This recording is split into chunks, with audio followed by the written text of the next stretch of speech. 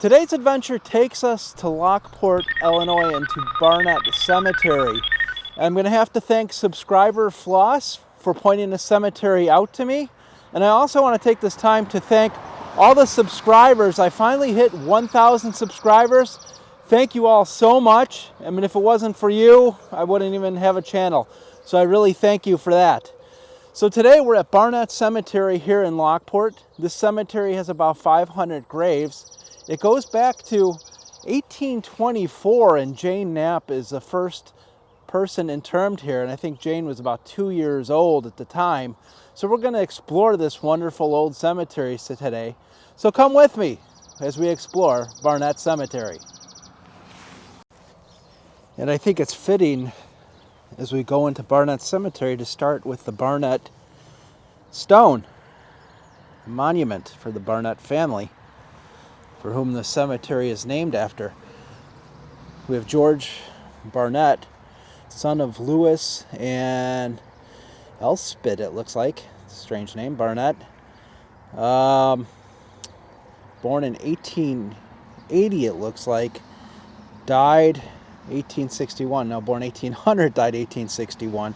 And his wife, Anne, looks like she died in Chicago. It looks like 1881 there.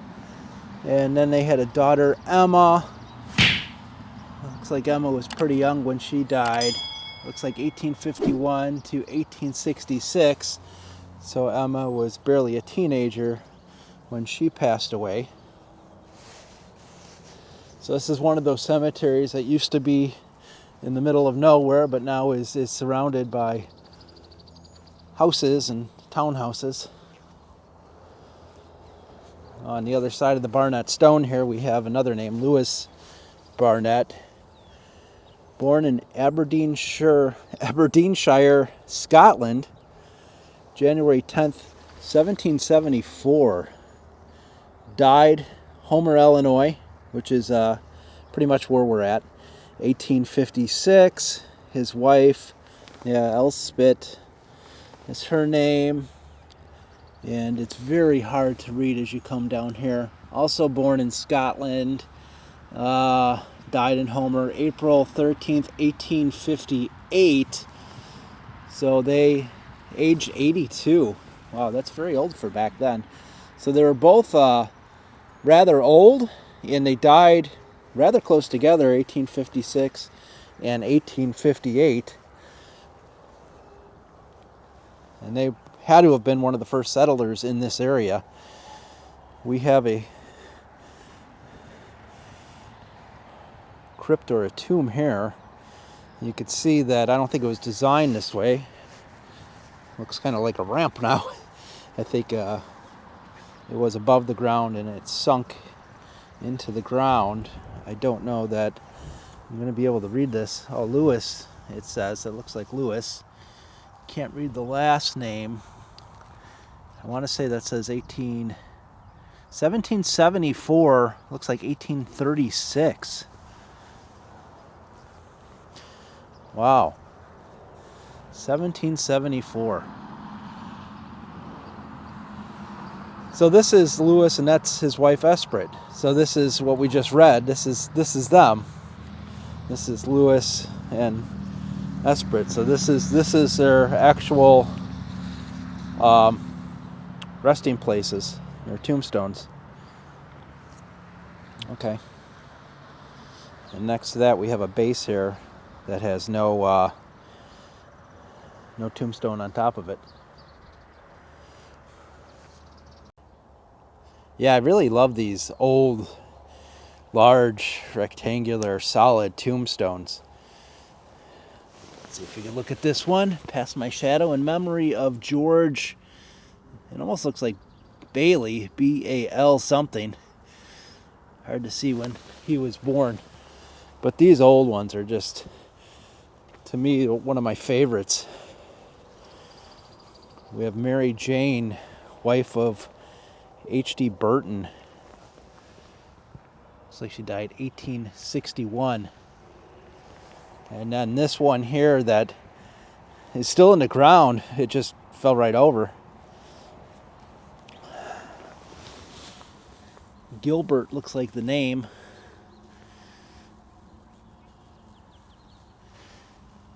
Hard to see what the date is on that. Maybe you can read it better than I can. And then next to Gilbert is this one here that is rather difficult to read. You go ahead and pick up this flag. Stick that in the ground there. I don't know where it goes, but upright is a good thing for it.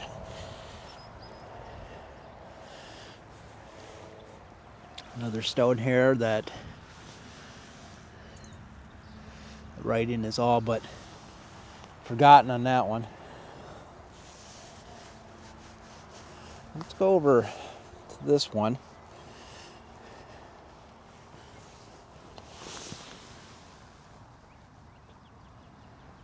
Another one that's difficult to read. Howard. It looks like Howard on that. When did Howard die? Very hard to read when Howard died. Just amazing. You know, when these people lived, there was nothing here except farms. Nothing but farms. Beautiful monument there. Unreadable, unfortunately. Freemason.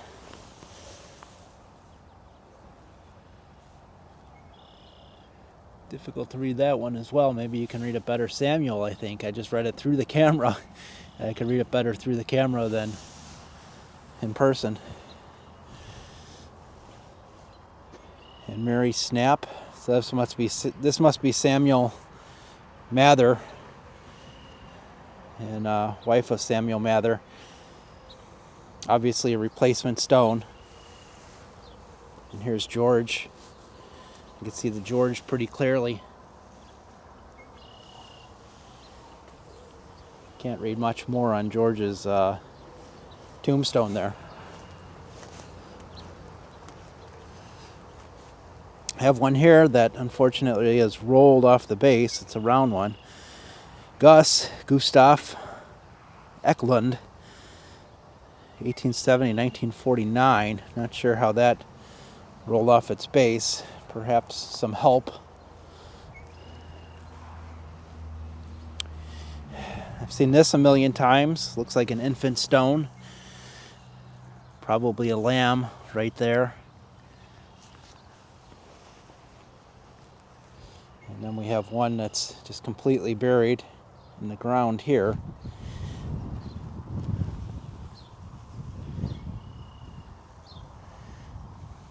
Hard to read. Looks like age 12 years old. But difficult to read. Here's little Sarah, daughter of J.M. and E.W. Reynolds. Died 1849, age 10 months, 17 days. That's really in great shape, considering it's laying face up. Great shape. Tombstone that's face down, and unfortunately, actually it's good. It preserves the writing on it, but I can't read it, and I'm not digging it up. Here's a Reynolds. See Reynolds there at the bottom. Maybe this is Sarah's parents here. Behind that we have the Marvin monument. Charles Marvin, 1811, died 1892, and his wife Charlotte Perry, she was born 1847. No, died 1847, age 33. And his other wife, Eliza Fuller, she was born 1828. She is still alive. There's no death date on there. Of course, I'm kidding. She may have been buried somewhere else, or who knows what the story is there. But to the left here, here's Charles and Charlotte. I don't see Elisa.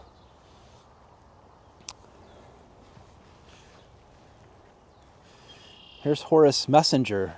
Now, there's a forest preserve near here, Messenger Woods. I wonder if it's named after Horace, husband of Florence. And you can see here he was Company F, 8th Illinois Infantry, cavalry, I should say. Born 1844 to 1915. Thank you for your service, sir. This is a phenomenal tombstone here. Messenger, the name on this one again. And this again, Horace. So this is a different Horace. So this must be Horace Sr. because he died in 1882, and Horace Jr. died in 1915. So that makes sense. So this was Horace's father, Horace Sr., and Fanny, his mother, died in 1884. And you can see here to either side it says father, and over here we have mother, and we have a few more markers here. William, son of H.F. Messenger, died 1839. Unfortunately, William was only 3 days old. And we have Helen, who I imagine perhaps their daughter, died in 1902. Let's see if there's anything on the other sides here, and there is. We have Francis, 1840 to 1916. Harlow, 1838. I don't know if that's when he died or when he was born, but he was only 23 years old. And on this side, we have Horace, 1844, 1915, on Aurelia, 1786 to 1875. So Aurelia must have been maybe Fanny's mother, because that's going back way far. I'm not sure, but that Horace Messenger up on top there is the same Horace that is on this tombstone here. And you can see in the background we have golfers out golfing on this 35-degree morning.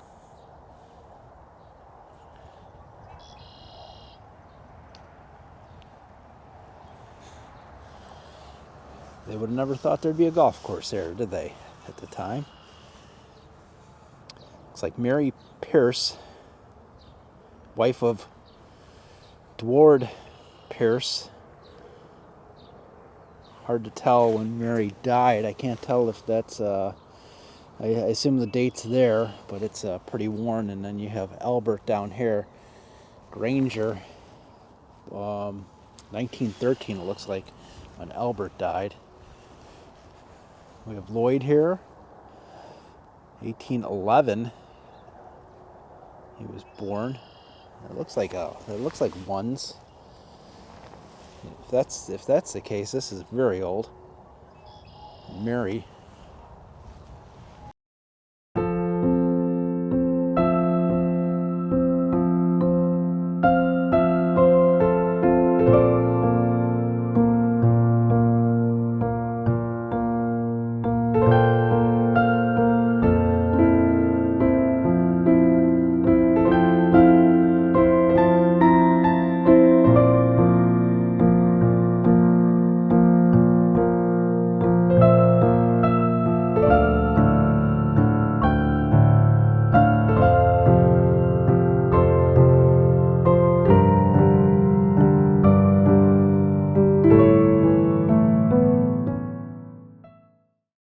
This one caught my eye. I really like the design on that. Look how intricate that is. And that's a metal one.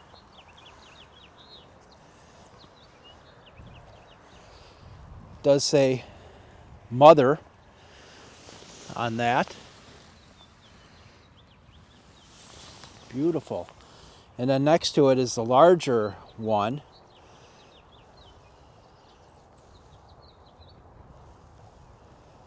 What a very nice monument. Metal. Eliza Landfair, wife of Reverend Solomon Knapp. Died 1853, 48 years old. And here's Jane. So this is the oldest, I believe to be the oldest. Now that one back there said 1811. I thought it said 1811. If that's the case, that is the oldest. But Jane Knapp died 1824, 2 years old. And Eliza Jane Knapp died 1832 at 1. And Josephine Carpenter, age 43, 1878. Not sure what the relationship is with her.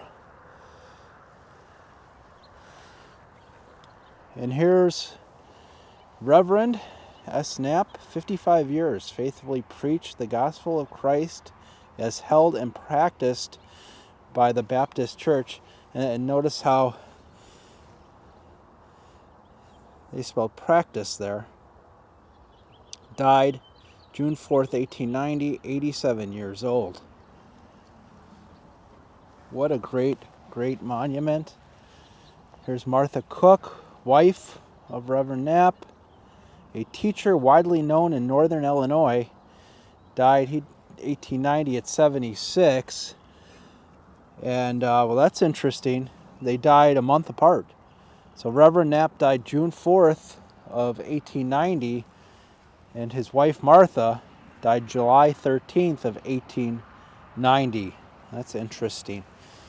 And we see here we have the company that made this, American Bronze Company, out of Chicago. And that's pretty. Got Knapp here. And we do have a plate, unfortunately, that's missing. And you can see, actually it looks like the plate's down there. It looks like it's broken.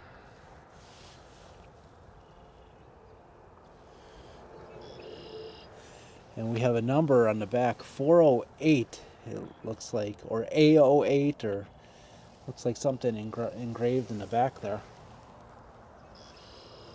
Very nice.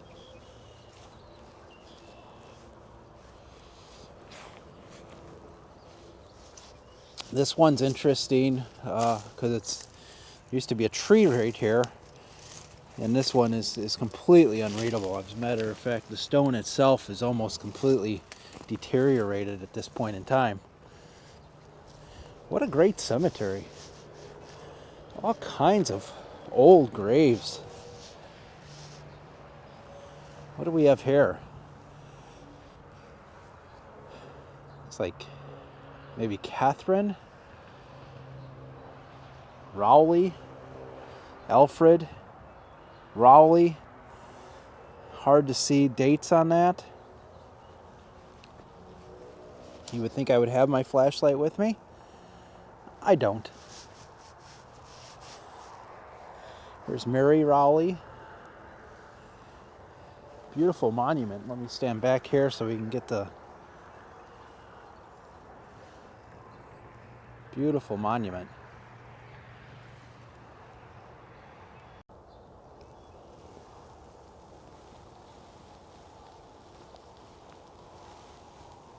Monument to the Rowley family. Rowley and Lynk, L-Y-N-K family. There's Joseph Rowley, born 1811, died 1885. And Ardelia Rowley, 1818 and 1909. And the children of Joseph and Ardelia: Albert, 1851 to 1865. Ella, 1858 to 1858, so Ella was only about 6 months old. And Adela, 1846 to 1848, and Francis, 1844 to 1844. So Francis was only a little more than 6 months old. So it's sad. You have 4 children here, and they all died young. Very sad. And you could see the monument propped up on the stone base. A great solid stone foundation for that monument.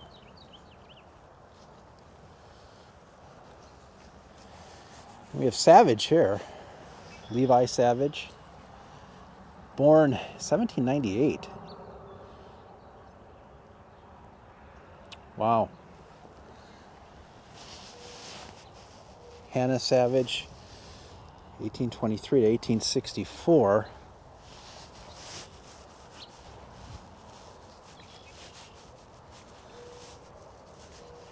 And on this side we have Willie Savage. And it looks like we have another marker here for Willie. Very nice. Got a flag on the ground. A lot of flags on the ground, a lot of wind around here. I'm just gonna, since it's broken, I'll just prop that up against there. All right, guys, that's gonna do it here from Barnet Cemetery in Lockport, Illinois. I love these old tombstones. I love these old cemeteries. I love these old monuments that are just huge. I mean, it's just great coming to these cemeteries and looking at this history and seeing names on tombstones that you see in like street names, and you see forest preserves named after and that type of thing. It's really great to see that source. So thank you for joining me today. And as always, till next time, keep exploring.